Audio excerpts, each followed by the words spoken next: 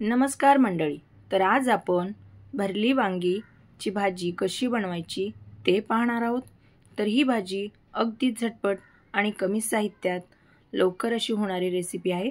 तर ही भाजी आपण मुलांच्या टिफिनसाठी किंवा सकाळी ऑफिसच्या डब्यासाठी अगदी झटपट अशी बनवू शकतो.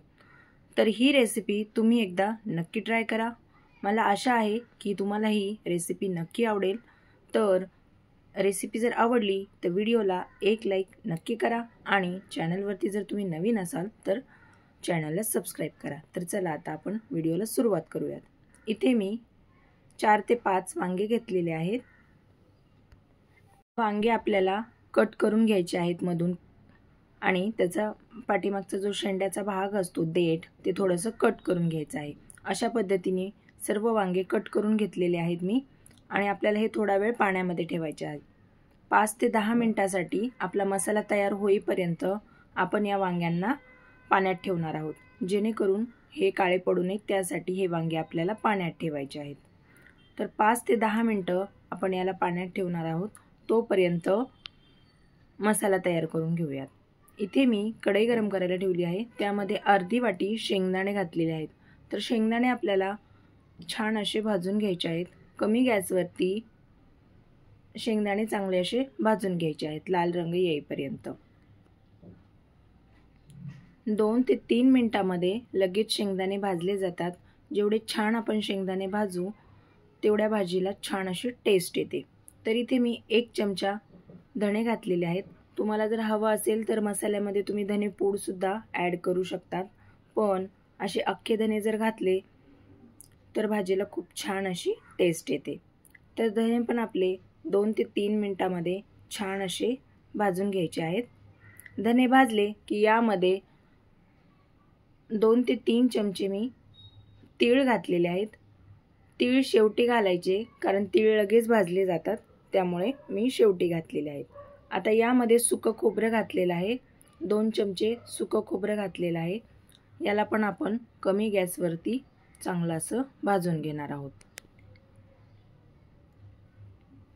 2 ते 3 मिनिटांमध्ये खोबरं हे भाजलं जातं. जास्त लाल नाही करायचं.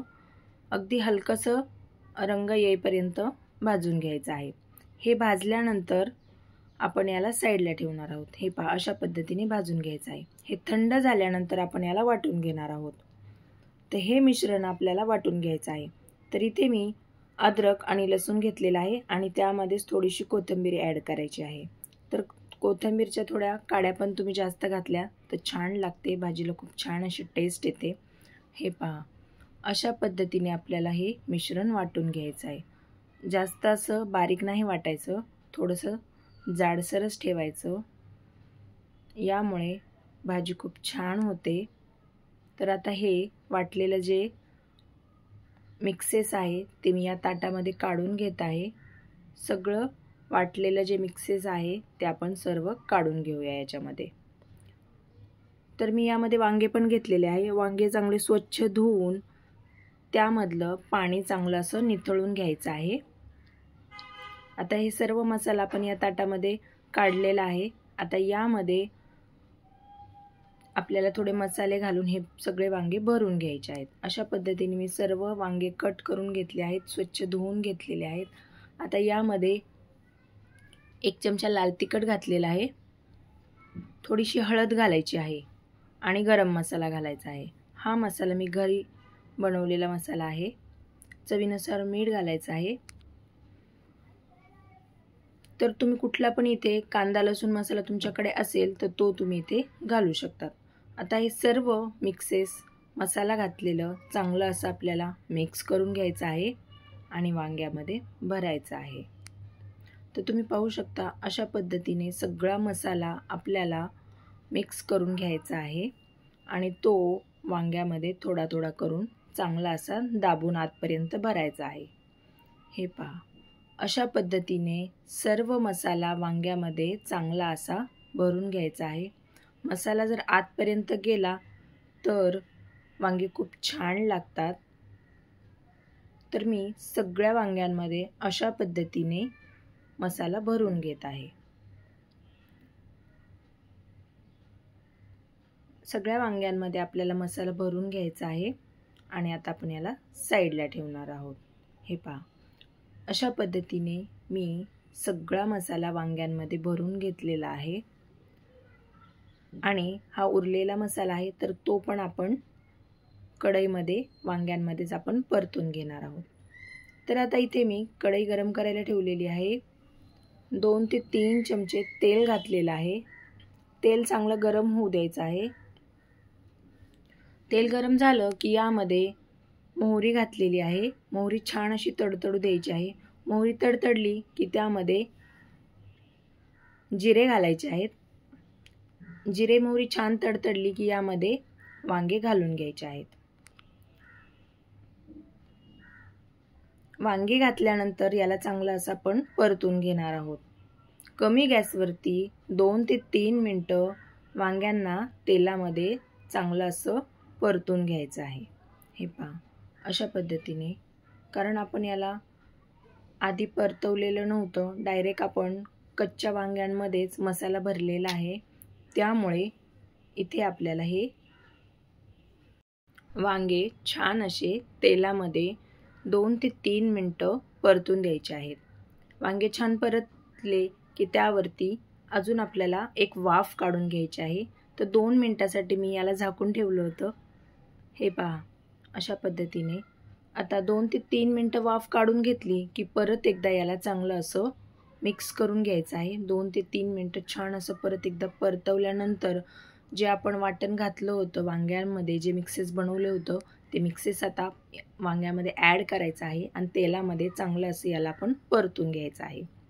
2 ते 3 मिनिटं हे सर्व मिश्रण चांगलं असं परतलं की यावरती थोडीशी कोथिंबीर घालायची आहे। कोथिंबीर घातल्यानंतर परत एकदा याला चांगलं आपण परतून घेणार आहोत।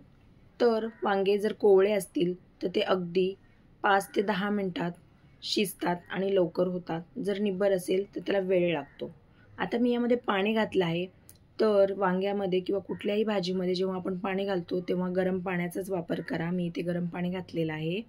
गरम पाणी घातलं तर भाजीला खूप छान अशी टेस्ट येते आणि वरती तर्री पण येते, त्यामुळे गरम पाण्याचाच वापर करायचा आहे। तर तुम्ही तुमच्या आवडीनुसार इथे पाण्याचं प्रमाण कमी जास्त करू शकता।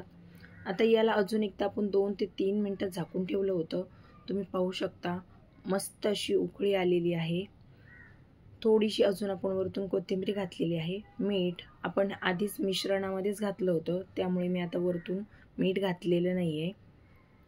तर परत एकदा आपण याला मिक्स करून घ्यायचं आहे आणि वांगं शिजलं आहे की नाही हे चेक करण्यासाठी वांग्याचं देठ दाबून पाहायचं आहे। वांग्याचं देठ जर दबल्या गेलं तर समजायचं की आपली वांगी शिजली आहेत। छान अशी उकळी काढून घ्यायची आहे। मी परत एकदा याला 2 ते 3 मिनिटं झाकून ठेवणार आहे। थोडंसं कच्चं आहे।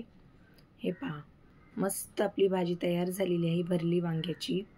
खूप छान अशी वरून तर्री पण आलेली आहे। अगदी कमी साहित्यात आणि झटपट अशी होणारी ही रेसिपी आहे। या पद्धतीने जर तुम्ही पण वांग्याची भाजी बनवली तर न खाणारे सुद्धा आवडीने खातील। तर तयार झालेली आहे आपली भरली वांग्याची भाजी। तर तुम्ही पण ही रेसिपी एकदा नक्की ट्राय करा।